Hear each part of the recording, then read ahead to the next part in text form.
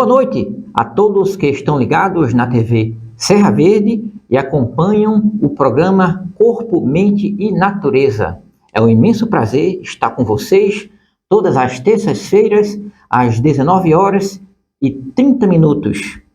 Lembrem-se de seguir a TV Serra Verde e a compartilhar o link do programa. Sintam-se à vontade para curtir e comentar. Hoje iremos falar sobre hipnoterapia clínica, parte 1.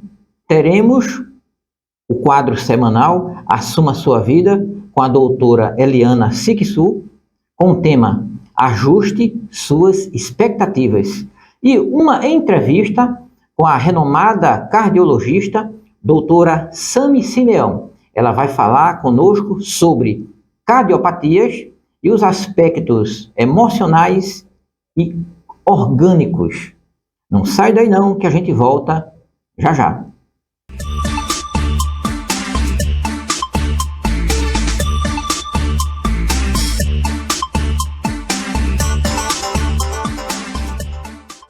Esse programa é feito especialmente para você que deseja ter uma mente equilibrada, um corpo saudável e uma vida em sintonia e harmonia com a natureza e com o universo. Acesse o link abaixo e siga a TV Serra Verde.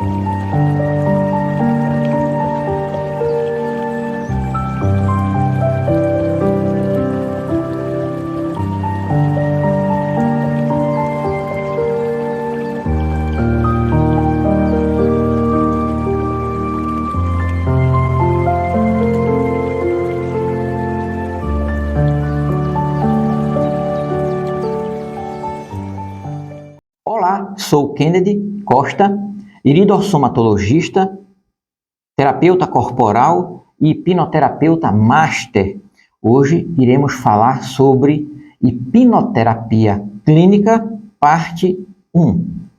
Muito bem, para falar sobre hipnoterapia, nós precisamos definir o que é hipnose, porque as pessoas têm muita curiosidade sobre isso, como funciona, mitos e etc. Hipnose é um estado natural da mente. Todos nós temos essa capacidade. Infelizmente, nem todos aproveitam essa capacidade de sua mente para relaxar, para programar a mente e para ter uma vida melhor, mais feliz, mais equilibrada, em todos os sentidos. Hipnose é um estado alterado de consciência, é um estado subjetivo de percepção da realidade. A hipnose leva a pessoa a um transe hipnótico, uma maneira de estar bem relaxada, com a mente bem tranquila, levando o acesso a memórias e crenças que nós temos em nossa mente. Existem vários tipos de hipnose. A hipnose ela pode ser verbal e não verbal.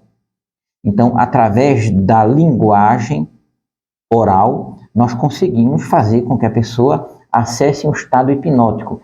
Mas através de gestos, por exemplo, na hipnose não verbal, é possível também se conseguir esse acesso à mente inconsciente. Hipnose é essa maneira que nós temos, essa capacidade que nós temos de relaxarmos e acessar a nossa mente inconsciente e fazer mudanças.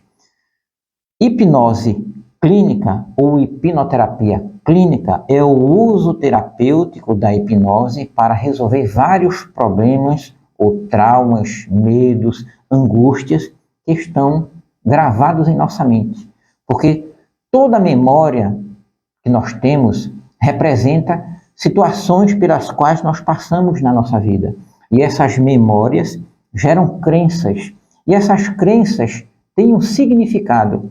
É justamente o significado que a nossa mente interna dá a esses acontecimentos que farão com que nós tenhamos sucesso ou fracasso na nossa vida.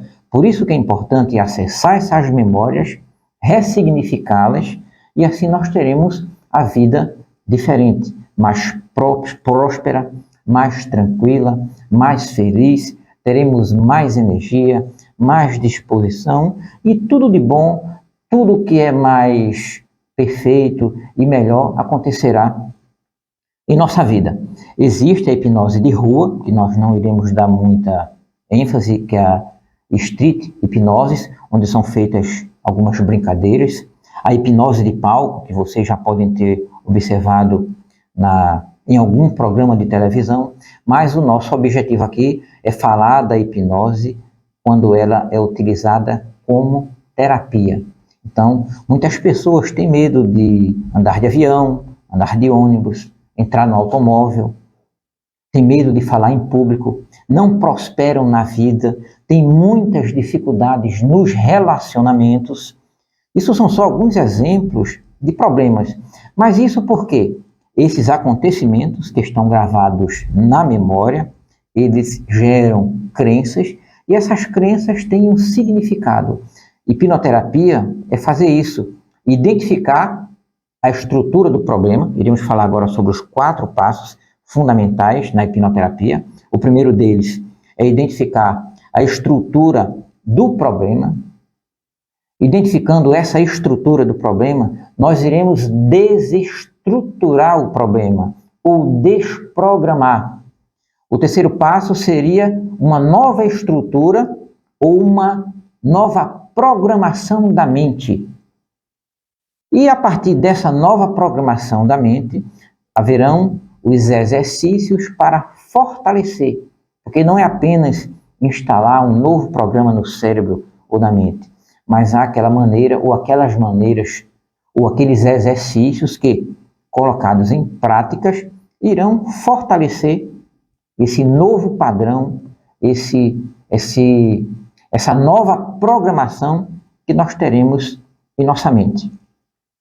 Na parte 2, no próximo programa, nós iremos falar sobre a explicação científica para a hipnose, como é que ela se processa no nosso cérebro. E eu queria aproveitar aqui a oportunidade para esclarecer para vocês que a hipnose ela é reconhecida aqui no Brasil pelo Ministério da Saúde, é reconhecida pelo Conselho Federal de Medicina, Conselho Federal de Psicologia, Conselho Federal de Odontologia, Conselho Federal de Fisiologia, aliás, de Fisioterapia, entre outros. Existe no mundo muitas pesquisas sobre a hipnose e realmente é um processo que funciona muito bem. Muitas pessoas ficam até com algumas dúvidas e até alguns mitos sobre hipnose. Vamos dar um exemplo aqui. Algumas pessoas perguntam: e se eu não voltar desse transe hipnótico? É uma pergunta comum. Mas vamos só deixar claro aqui uma coisa. Mesmo uma pessoa completamente relaxada no estado hipnótico, ela lembra de tudo. Ela conversa naturalmente com o terapeuta durante o procedimento. E lembra de tudo depois. Essa programação que é feita na mente é de acordo com o que o cliente deseja. Pois, como nós dissemos, toda hipnose é uma auto-hipnose. É feito no processo o que a mente inconsciente do cliente deseja.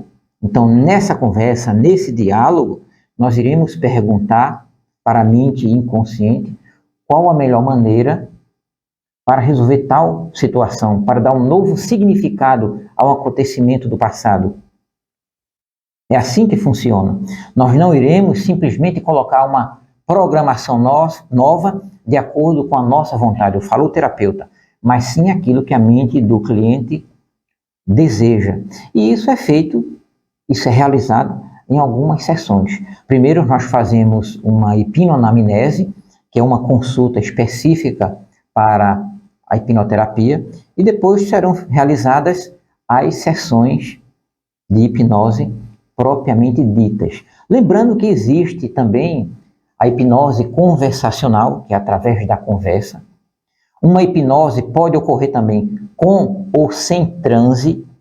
E essa questão de transe, de aprofundamento, isso varia de pessoa para pessoa. O importante é que se descobre o problema, se desestrutura o problema, coloca uma nova estrutura como uma solução e se fortalece essa nova estrutura ou essa nova programação. Qualquer pessoa poderá ser hipnotizada, basta ela querer.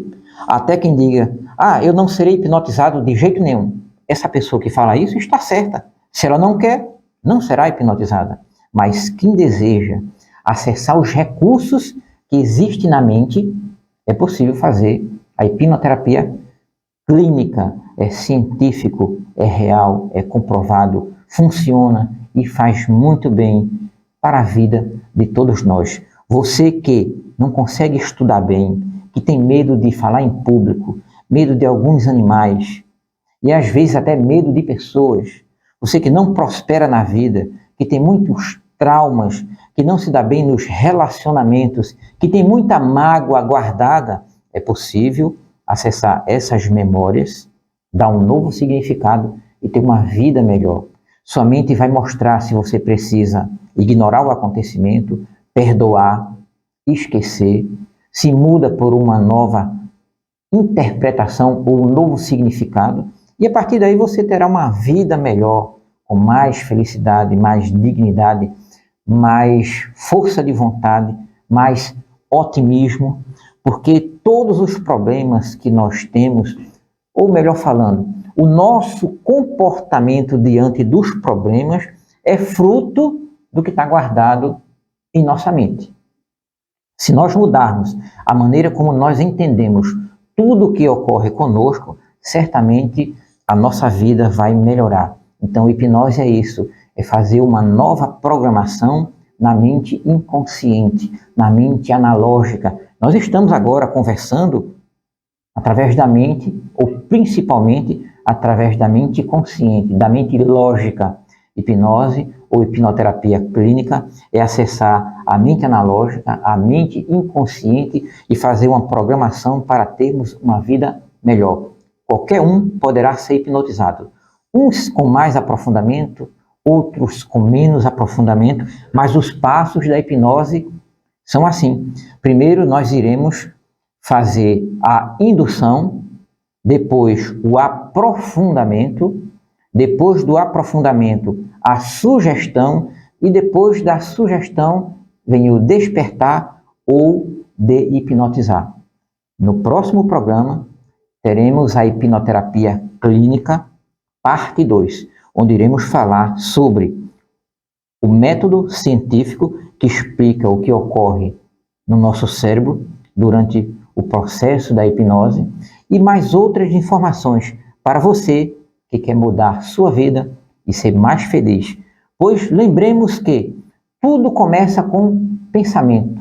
O pensamento gera palavras, as palavras geram ações, as ações geram hábitos, os hábitos geram padrões cerebrais e os padrões cerebrais geram destino. É possível mudarmos o destino de nossa vida, nossa maneira de viver, através de hipnoterapia, de autoprogramação mental. Lembremos que tudo isso é acesso para qualquer pessoa, porque a hipnose é um estado natural da mente. Na hipnoterapia clínica, nós ajudamos o cliente a acessar esse estado interno e se beneficiar desse estado tão profundo e tão importante para melhorarmos a nossa vida, as nossas vidas em todos os sentidos. No momento iremos ficar por aqui, daremos sequência ao programa, mas no próximo programa, na próxima terça-feira, estaremos de volta falando sobre a hipnoterapia clínica parte 2. Na sequência, teremos o quadro Assuma Sua Vida com a doutora Eliana Sixu. Não sai daí não, que a gente volta logo logo.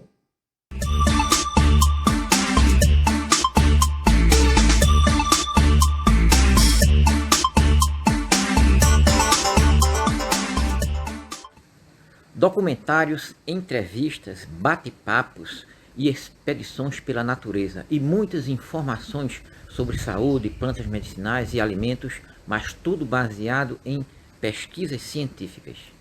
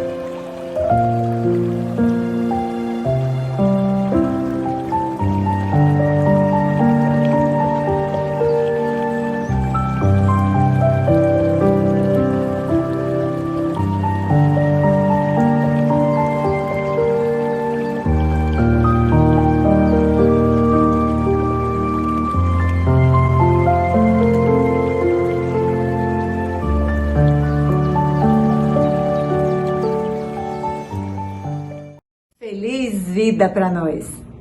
Bem-vindos ao quadro Assuma Sua Vida com Eliana Sixu. Uma das questões importantes quando a gente fala de assumir a vida é aprendermos a alinhar continuamente as nossas expectativas com a realidade. O fato é que desejamos, imaginamos, queremos coisas e muitas vezes estamos desapercebidos da realidade e isso gera frustração, gera tristeza, gera desânimo, gera desilusão. Quanto mais clareza nós temos da realidade e alinhamos nossas expectativas com a realidade, mais nós podemos ser produtivos, realizarmos e sermos capazes de redirecionar as rotas que saem daquele nosso planejamento. Uma pessoa sem autonomia emocional, ela costuma entrar na vitimização nesse momento. Ela começa a reclamar, a lamentar, a culpar alguém e ela impede a si mesma de vivenciar o autodesenvolvimento. Então, nós temos expectativas o tempo todo acerca de tudo. Uma mente consciente para, observa as expectativas, observa a realidade e faz escolhas conscientes. Uma pessoa que não tem a capacidade de se reconhecer, não vivenciar autoconhecimento, ela olha para a realidade, quando ela não corresponde à expectativa, essa pessoa tem a tendência de se vitimizar, de enfraquecer e de entrar num caminho de autopiedade, de autocomiseração. Então, olhe ao seu redor, observe a sua realidade e perceba se há uma coerência, se há uma harmonia entre as suas expectativas e os resultados na sua realidade. Às vezes é desafiador fazermos esse exercício e por isso que vem o desejo de negar, de evitar esse enfrentamento. Só que sem fazermos isso, não vamos gerar passos progressivos para o nosso bem-estar e para o nosso desenvolvimento. Então, assumir a nossa vida implica em alinharmos continuamente as nossas expectativas com a realidade. Beijo no seu coração e até o próximo vídeo.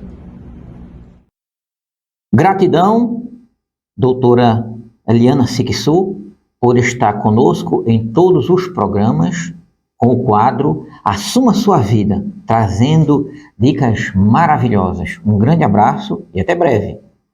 Na sequência, teremos a entrevista com a renomada cardiologista doutora Sami Simeão, falando sobre cardiopatias, aspectos emocionais e corporais. Até já!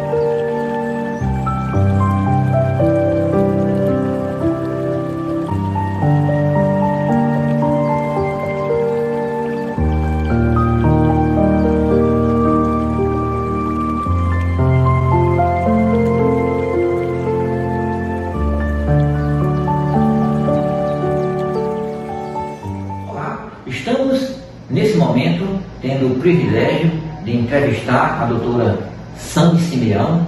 Ela é cardiologista, já exerce essa especialidade há 13 anos, é isso? 15 anos. Há 15 anos. Estamos aqui na Clínica Essencial Saúde, em Araripina, e neste momento iremos falar sobre as cardiopatias, observando tanto o aspecto emocional, assim como o aspecto orgânico. Doutora Sandy, pode continuar se apresentando e fique à vontade para discorrer sobre o tema. Olá, eu sou a doutora Sandy Simeão, como o doutor Kennedy falou, sou médica cardiologista, titulada pela Sociedade Brasileira de Cardiologia, tenho 15 anos já na cardiologia, terminei a cardiologia clínica, aí fiz curso de ecocardiografia, teste ecométrico, mapa, Holter, e hoje, atualmente, eu faço na verdade, todos os exames que são não invasivos dentro da cardiologia, E terminei, fiz cardiologia no Recife, também fiz cardiologia na Federal do Ceará, e lá fiz todos esses cursos, no Hospital das Clínicas, passei pelo PROCAP. Então a gente tem assim, fiz também ecocardiografia pediátrico no Hospital Português, com a doutora Sandra Matos. Tenho também alguns cursos de reciclagem, até no máximo 2 anos, eu sempre vou fazer cursos de reciclagem fora, Uma atualização, que aqui é mais novo. E a gente sempre tem feito cursos também de atualização na cardiologia. Como a gente sabe, essa área de saúde está sempre surgindo coisas novas, então a gente tem que se atualizar. E aí estamos há 15 anos. Na verdade, como médica, eu já tenho 18 anos de formada. Fui formada pela uma universidade paulista e depois da minha formação vim para o Nordeste, Sou daqui, da região, e a gente veio. Há 3 anos é que eu, junto com meu esposo, a gente idealizou a nossa casa, a clínica, a Essencial Saúde, e aqui estamos. Estamos aqui servindo aos pacientes e dando e fazendo o que há de melhor. Muito bem, doutora Sandy. Então, mesmo após 15 anos na área da cardiologia, continua se especializando, aprendendo mais para oferecer um trabalho melhor para a população. Muito bem. O profissional de saúde, muito mais porque lida com vidas, A gente tem, e diante como agora nós tivemos a pandemia, que foi uma doença nova, a gente nunca pode parar. Temos que sempre procurar atualizações. Eu tenho vários segmentos dentro da cardiologia, Esses exames, cada um tem um segmento diferente. Então a gente está sempre se reciclando, tanto na parte médica, cardiológica, como na parte desses exames cardiológicos.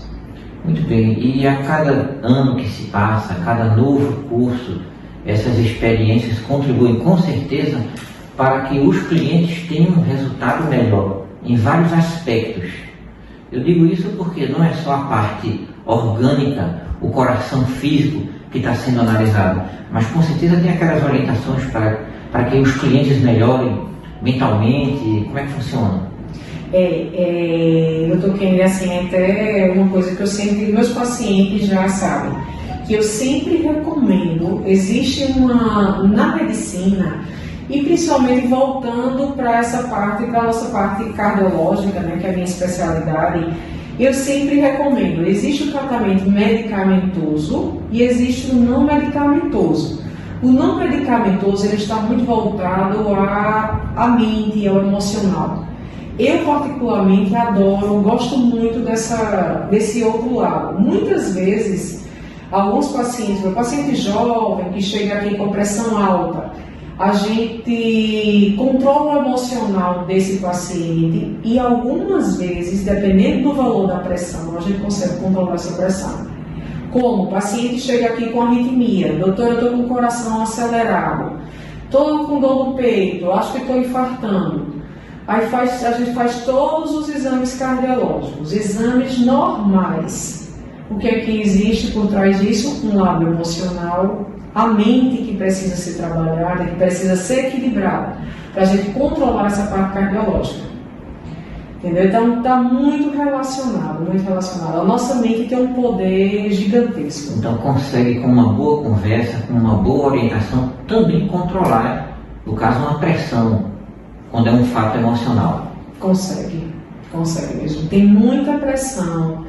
É como eu gosto muito de colocar alguns vídeos, a termo de informação mesmo para o paciente, no meu Instagram. E lá eu sempre coloco, por exemplo, um que eu fiz há 2 semanas atrás, que quando você tem um estresse, uma ansiedade, tá num dia que não dormiu bem, então o paciente que é hipertenso, os níveis pressóricos provavelmente estejam mais elevados que o normal.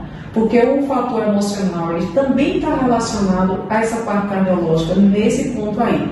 Depressão, palpitação, coração pode doer, pacientes chegam aqui simulando um infarto. E está muito relacionado a essa parte emocional. Quando a gente fala em coração, a gente lembra logo de emoção. Então há uma ligação muito forte, realmente. Muito, muito forte mesmo. Lógico, a nossa recomendação, até como médico, você sempre deve procurar um profissional. Porque precisa se descartar outras patologias para você controlar essa parte, esse lado emocional. Por exemplo, tem paciente que... Eu tenho pacientes que não tem outro fator de risco. Porque os fatores de risco para infarto, por exemplo, o paciente que é diabético, o paciente que fuma, tem histórico familiar de pais ou irmãos que já tiveram infarto, ou o estresse. Eu já tive vários pacientes que não tinham nenhum desses antecedentes, só restou o estresse. E o paciente realmente estava infartado. Ou seja, o paciente não teve aquele equilíbrio emocional durante vários anos e aí se acumulou uma carga de estresse, ele já tinha porque o infarto nada mais é que uma artéria do coração que está semi-ocluída ou ocluída que acontece na hora do infarto. Teve um estresse, uma carga grande de estresse, esse entupimento aí, ele é uma placa, que a gente chama placa de ateroma. Essa placa rompeu e aí formou o infarto, que isso aí pode ser desencadeado também com estresse. Entendo. A maioria das pessoas que procuram o cardiologista, de um modo geral, elas estão interessadas apenas em tomar um medicamento que controla a situação, ou existe um percentual que está realmente interessado em controlar emoções, ter uma boa alimentação? Como é que fica esse percentual?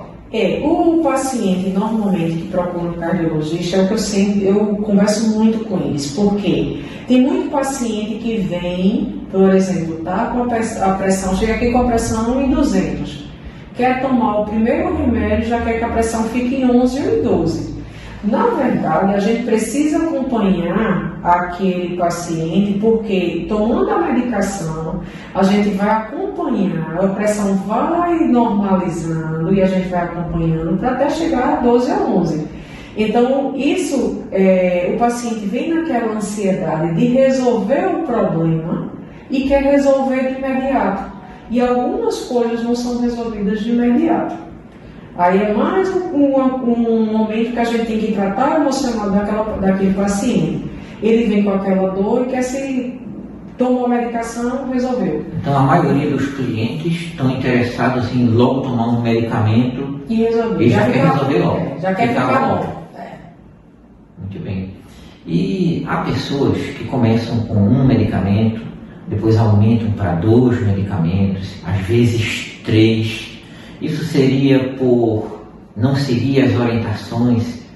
Eu acredito que sim. Na maioria das vezes, sim. Esse perfil desse paciente aí é o paciente que ganhou peso, que o colesterol está alto, a função renal pode estar elevada, é o paciente que tem uma carga de estresse bem elevada, a medicação não está tomando da forma correta, não está fazendo o check-up anualmente para acompanhar se realmente aquela medicação está controlando sua pressão, então esse é mais ou menos o perfil de um paciente que um ano atrás, por exemplo, estava tomando a losartana, um comprimido por dia, e chegou agora com a pressão 17, 18, que a medicação não está controlando mais. Normalmente a evolução, a história do paciente é essa. A falta de cuidados. Falta de cuidados. Alimentação, falta de exercícios, entre outros fatores. Exatamente. Então, esse tipo de paciente, ele chega a ser a maioria dos casos?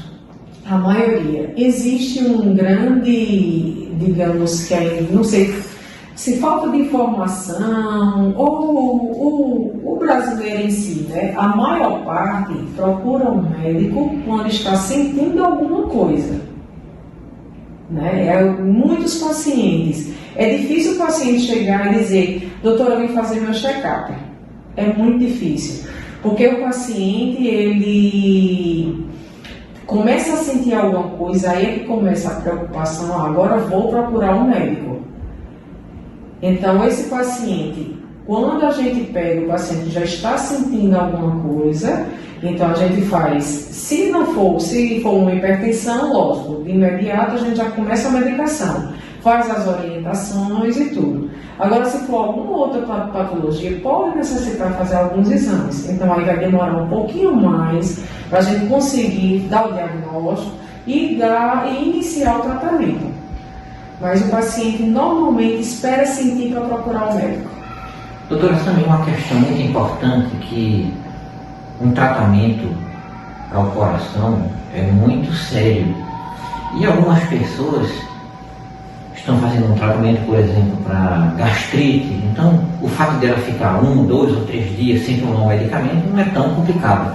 Mas com relação ao coração, é necessário ter muito cuidado com a frequência e o uso correto. Porque eu vejo que algumas pessoas simplesmente param de tomar, então isso não é aconselhável porque é um risco de vida.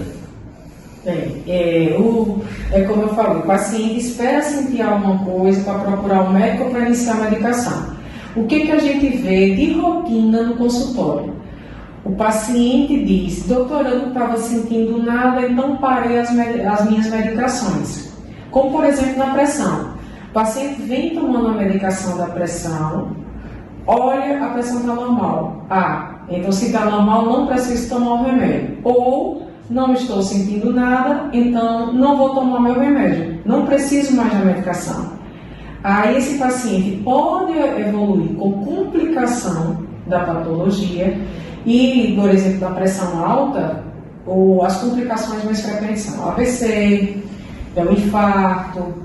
Então, uma série de coisas que eu digo, hoje mesmo eu disse a um paciente, mas rapaz, é um comprimido tão pequenininho, não vai demorar, não vai lhe fazer mal, você não vai se cansar, não demora, coloca o comprimido na boca, coloca um pouquinho de água, está resolvido. Então é fácil de resolver. Também há aqueles pacientes que seguem as orientações e com o passar dos anos diminui a quantidade ou a dosagem do medicamento. É possível também? Existe, assim, por exemplo, tem pacientes que são muito obesos. Eles chegam com a pressão muito elevada. Se eles seguem a orientação de perder peso, fazer atividade física, cortar situações de estresse, ter um equilíbrio mental, emocional, então ele vai conseguir diminuindo aquela pressão. A medida mais efetiva não medicamentosa, nesses casos de hipertensão, por exemplo, é perder peso. Então eu tenho vários pacientes que antes tomavam a medicação, a dose mais alta, começaram a perder peso e hoje estão na mais baixa. Aí nesses casos aí sim, como vários pacientes, muito estresse, muita preocupação. Então, a pressão começou a descontrolar, a gente começou a introduzir outras medicações. Na hora que ele consegue controlar o lado emocional dele, a pressão começa a equilibrar e pode até ser que chegue a gente começar a tirar um pouquinho da medicação. Doutora Sônia, eu gostaria de fazer uma pergunta antes de nós finalizarmos. Com que frequência ou exatamente a partir de que idade é importante fazer um exame preventivo? Isso aí é muito relativo. Como, por exemplo, atualmente a gente recomenda exame do coração para as mamães que estão grávidas, devem fazer o ecocardiograma fetal. É tipo uma ultrassonografia. Vai no coraçãozinho do bebê e aí a gente já faz vários diagnósticos, inclusive de cardiopatias complexas, onde, se for identificado, diagnosticado alguma cardiopatia complexa, existe hoje cirurgias intraútero e essa criança pode sobreviver e ter uma vida longa. Muito bem. Doutora Sami Simeão, cardiologista há 15 anos, fazendo um belo trabalho aqui na Essencial Saúde, em Araripina. Qual a mensagem especial que pode colocar para os nossos telenautas do programa Corpo, Mente e Natureza da TV Serra Verde? E para todos aqueles em outros lugares que possam ter acesso a esse vídeo, a essa entrevista? Na verdade, essa é a mensagem mais importante. Como cardiologia na parte cardiológica não existe a idade X de procurar um cardiologista. Todo mundo deve procurar um cardiologista, fazer um eletro, passar por uma consulta cardiológica e não deve esperar os sintomas para procurar. Existe, por exemplo, um paciente jovem procura o cardiologista, faz seus exames e está tudo bem. Se ele não tem nenhum fator de risco ou nenhuma história familiar de doença do coração, ele pode até depois dos 40 voltar a procurar. Mas todo mundo precisa de uma avaliação cardiológica. E se seu médico foi no cardiologista, ele deu um diagnóstico com a sua medicação, faça a medicação, tenha um acompanhamento, porque assim, tem muita patologia que a gente consegue controlar com medicação e as orientações que o médico assistente dá. Muito bem, doutora Sami Simeão, foi um imenso prazer estar aqui entrevistando. Com certeza são preciosas informações e muita gratidão, e desejo um bom trabalho e que continue sempre se aperfeiçoando na sua profissão. Você que está nos acompanhando, não sai daí não, que a gente volta logo logo com outras atrações. Até já!